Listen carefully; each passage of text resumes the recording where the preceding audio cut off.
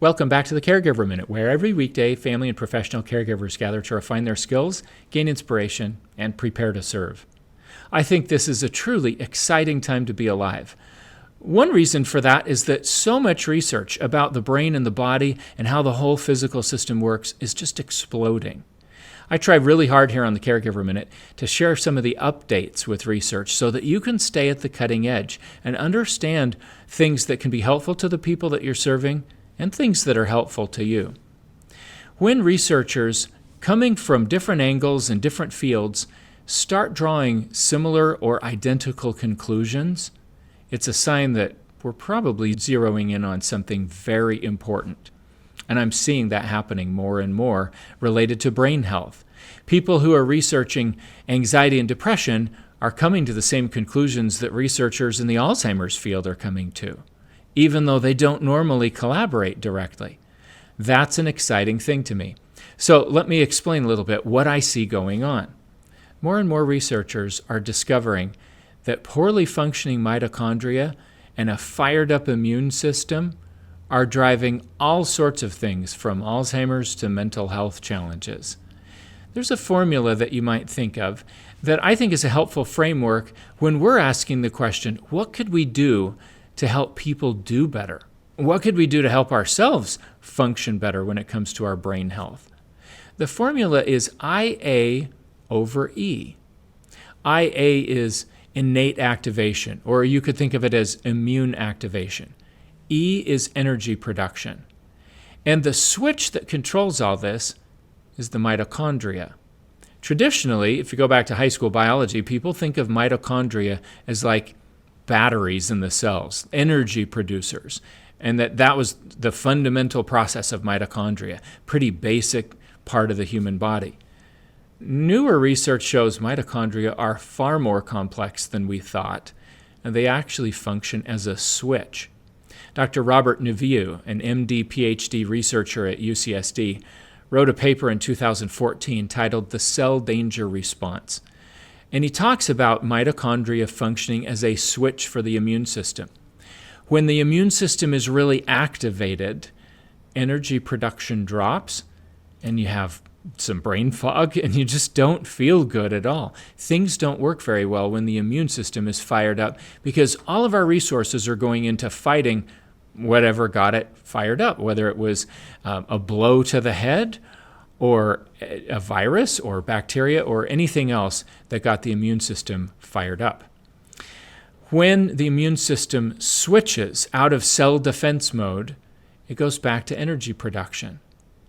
Now, if you go back to that formula I shared with you, innate activation over energy, if you ask yourself, what could we do that would be helpful? Well, there are a couple of options. If we can calm the activation of the immune system, then people are going to feel better. Then energy gets bigger. And if we can increase energy production, another way of saying that would be if we can improve mitochondrial functioning so there's more energy being produced, then the effects of all that immune activation actually go down. Many researchers are zeroing in on the fact that mitochondrial dysfunction is at the heart of a lot of problems that we face. Let me give you an example of that. Everybody knows there's an obesity epidemic in the United States, and a lot of people are scratching their heads as to why.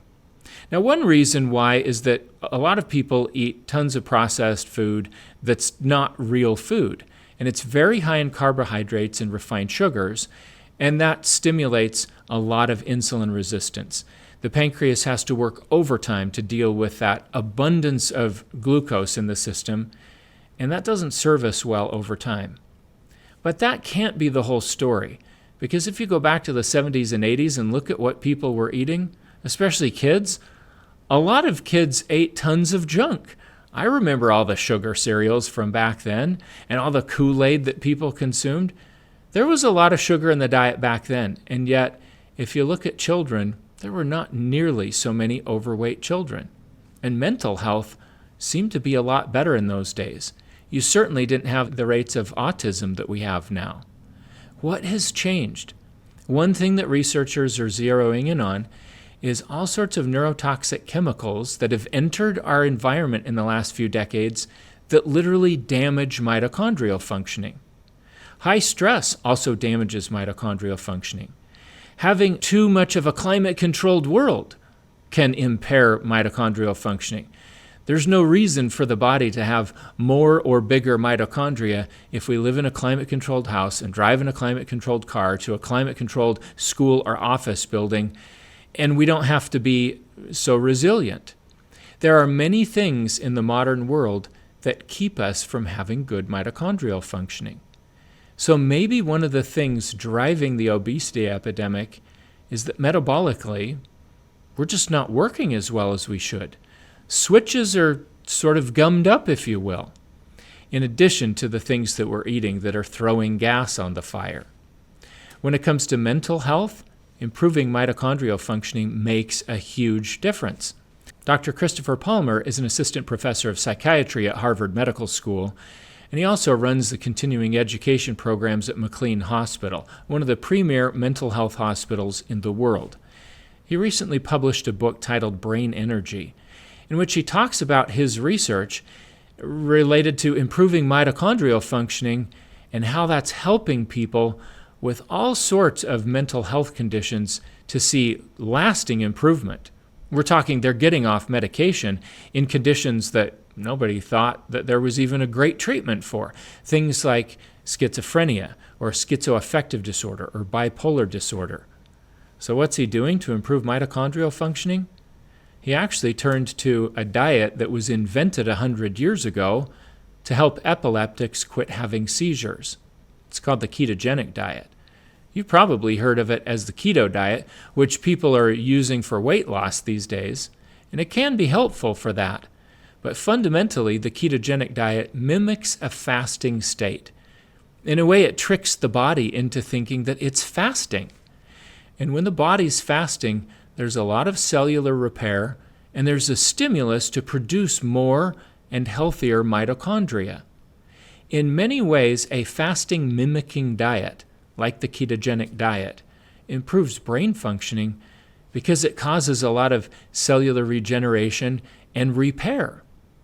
Now, that's not the only reason that it has an effect, but it's fascinating to me that some Alzheimer's researchers are using the ketogenic diet as a medical tool in the toolbox to help people with the energy deficit that they have from Alzheimer's disease overcome that. And here's a researcher at Harvard that's using a ketogenic diet to make a difference for people with mental health challenges. I think that's fascinating, and it plays right into this formula. When you're using a ketogenic diet, you are calming inflammation and you're stimulating things that improve mitochondrial functioning. So what's the takeaway from all of this? Well, number one, I just want you to be aware of some of the emerging science out there and what researchers are coming up with. I think that's fascinating. But number two, and probably most important directly, is to ask yourself, if someone that you're serving is having a mental health challenge, or if their cognitive functioning is diminishing, especially if it's diminishing rapidly, you might ask, what is activating their immune system? Many professional caregivers and a lot of family caregivers have seen this in the form of a urinary tract infection. They've seen someone's mental health or cognitive functioning really tank, and it turns out they have a urinary tract infection. In other words, their immune system got much more fired up, and now they don't have as much energy being produced, and so things don't go as well. And when you can calm that activation by dealing with the infection, people start doing better again.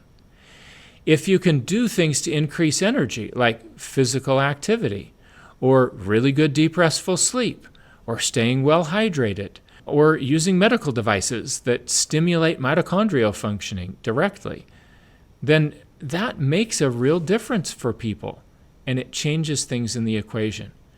So you might ask yourself, either for yourself or for people that you're serving, what could you do to calm the immune response? What might you do to increase energy? Either one of those, or both in concert, are likely to produce some better outcomes than you might be getting. I hope that's helpful to you and the people you serve, and I look forward to seeing you again tomorrow for another episode of the Caregiver Minute.